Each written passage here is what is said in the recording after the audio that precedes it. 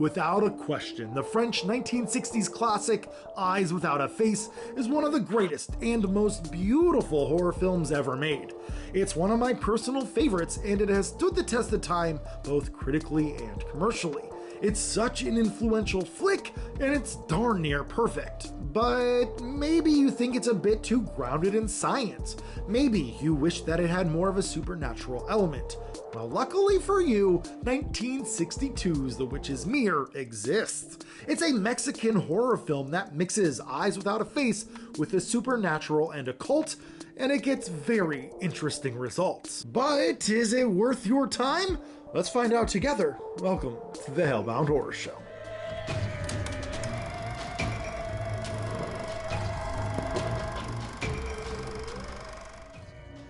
The Witch's Mirror opens with Elena and the housemaid looking through the mirror. The maid is a devil-worshipping witch, and through the mirror she can foresee the future. The mirror proclaims that Elena is to die, and by the hands of Eduardo, her own husband and estate owner. How can this be? They love each other and they would never harm one another. But the mirror is never wrong, and Satan must have his way. Elena must die. Even if Eduardo loves her, he has moved on to another woman. Elena doesn't know this new woman, and the new woman doesn't even know Elena. Later, Elena is playing her favorite melody on the piano, but Eduardo is sick of it. He hears it every night, and even if he did love it once before, he can't stand it now. Later that night, Eduardo puts poison in Elena's milk, and she dies right there on the spot. After she's buried, Eduardo elopes and he comes back to the estate, married to Deborah. He shows Deborah around and introduces her to the maid. The maid calls upon the mirror and has Elena rise from the grave to haunt the estate.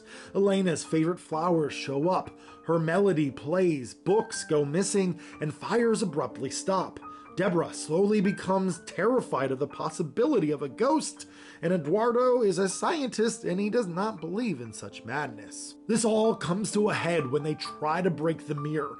A fire erupts, causing massive burns all over Deborah. For the rest of the film, she wears this creepy gauze mask, and I love this look. It's so unsettling. Eduardo, being a man of science, puts all his attention in trying to recreate Deborah's face and hands. He steals young dead women's bodies to use during his experiments and even kills a girl for her hands. While doing multiple surgeries, Elena's ghost replaces the hands with her own so she can get her final revenge. The Witch's Mirror is a spooky good time. Yeah, it's not as polished or poetic as Eyes Without a Face, but it's great in its own right.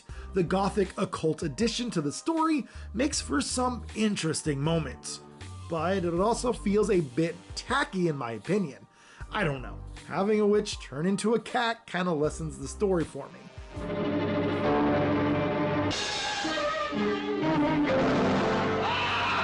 But hey, some may think it's a worthy addition. Cinematography is breathtakingly gorgeous. Maybe not as constantly beautiful as I would want, but the good stuff is really darn good. Performances are really solid. Yeah, they can be a little overdramatic at times, but it's the 60s, so it's understandable. All in all, The Witch's Mirror isn't perfect. Eyes Without a Face is the superior film, but without drawing comparisons, on its own, The Witch's Mirror is a spooky good time. Not scary, not horrific, not overly beautiful, just gothic, just spooky, just a solid, good film. So check it out if you like spooky, gothic ghost stories, or just want to see how they adapted Eyes Without a Face with an occult twist. If any of that sounds interesting, you won't be disappointed. And that's all I have for tonight, so thank you so much for watching, and stay spooky, everyone. So normally I end these with some thought-provoking question, but I got nothing.